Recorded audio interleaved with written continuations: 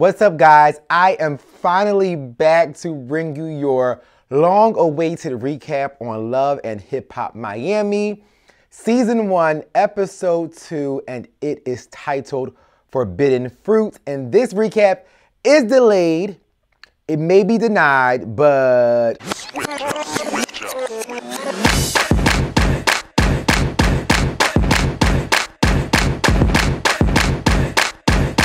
First, let's address Shay and Pleasure P meeting up at the beach, my God, at nighttime, sitting on their cars, recapping what happened at the Pretty Ricky concert with Shay.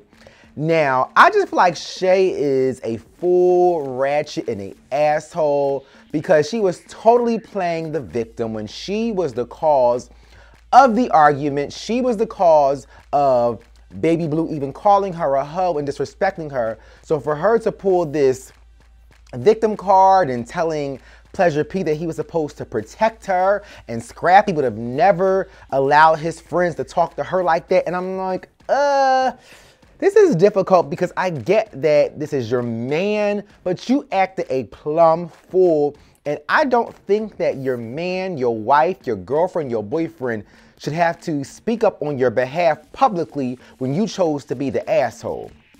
Now, it was so interesting to hear that Pleasure P is actually Shay's rebound from her breakup with Scrappy, because Pleasure P did state that he was there to pick Shay up off the ground after all of the Scrappy mess.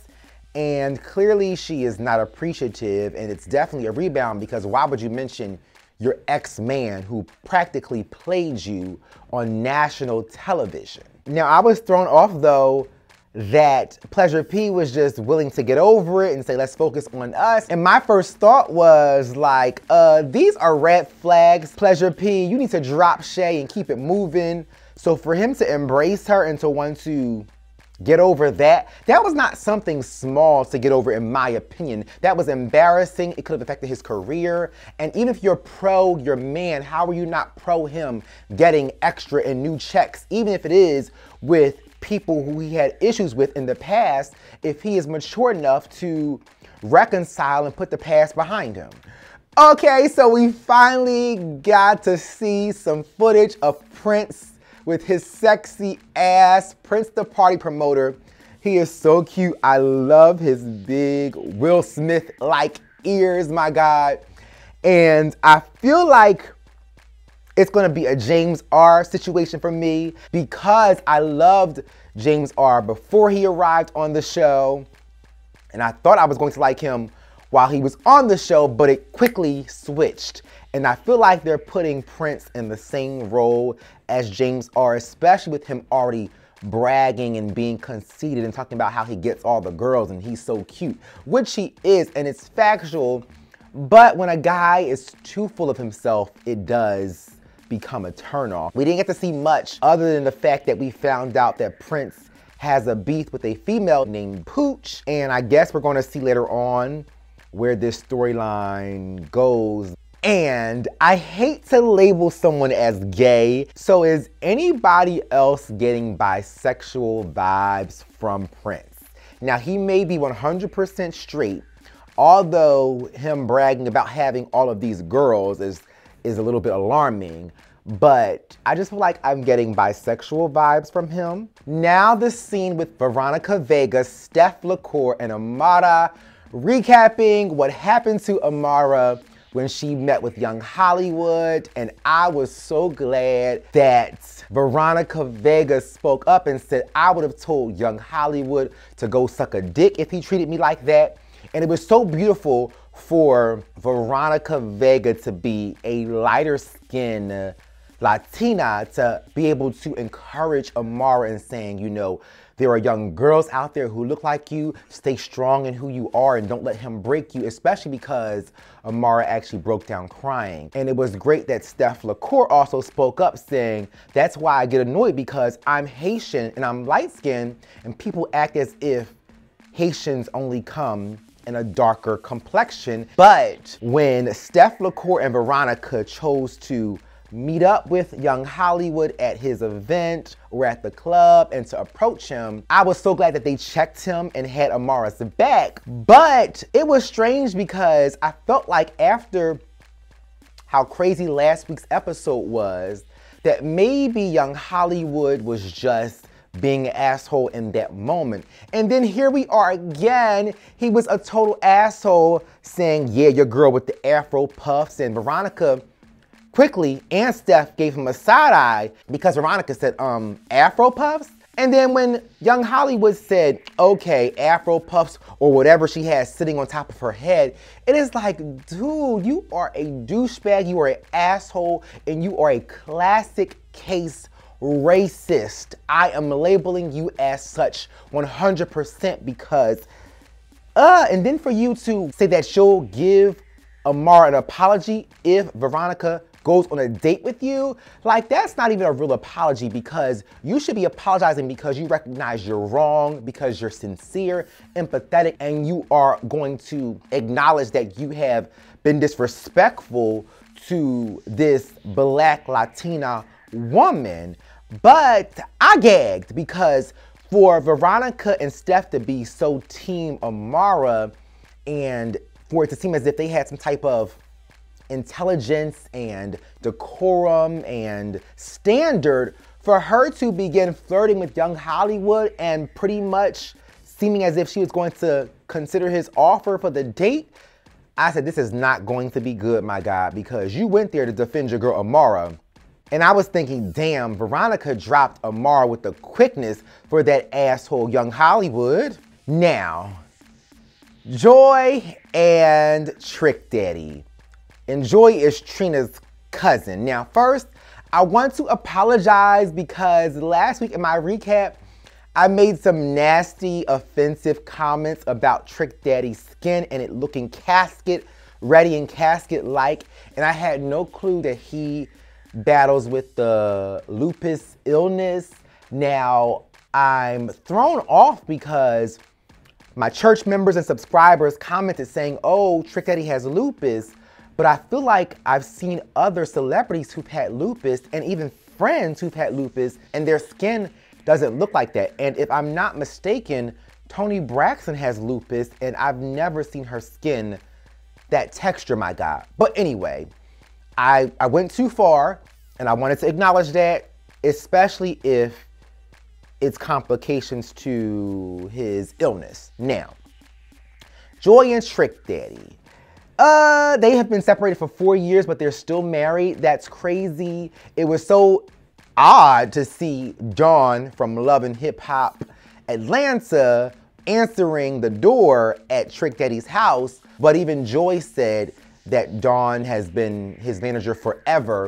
And if I'm not mistaken, on Love and Hip Hop Atlanta, I believe we were informed that Dawn was from Miami, and that's how she had already knew Jessica Dime to begin with. But you guys could correct me if I'm wrong, but I think that Dawn had always been in Miami anyway. But Joy and Trick Daddy and their dysfunctional, estranged marriage, relationship, whatever you want to call it. It was sad because I can see why Joy had to leave Trick Daddy, because for her focus to be, I wasn't happy, you weren't treating me with respect, and all he could mention was how she is never going to find a man who gave her what he gave her. I mean, as far as material things, for him to even mention that she has a $100,000 Mercedes Benz and she has yet to find a man who could put $12,000 wheels on her car, it's like, oh my gosh. And he just kept saying stuff, the house, the lifestyle, this, that, you'll never be able to find that. If you're gonna leave a dude, you should be leaving him